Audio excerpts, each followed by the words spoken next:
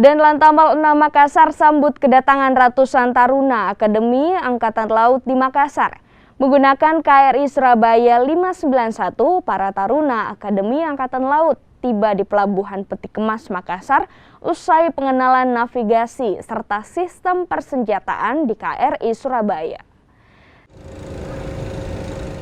Setelah berlayar ke Surabaya dan Balikpapan, KRI Surabaya 591 yang mengangkut 101 taruna Akademi Angkatan Laut tiba di Pelabuhan Peti Kemas Makassar.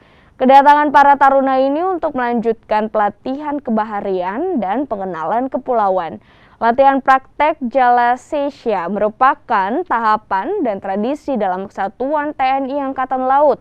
Para taruna dididik agar lebih mengenal tentang navigasi pelayaran, sistem persenjataan armada terpadu, kehidupan, serta peralatan di atas kapal. Selama di Makassar, ratusan taruna akan diberikan pengetahuan kepulauan yang memiliki keistimewaan dan keunikan pada aspek sejarah sebelum kembali ke pangkalan di Surabaya.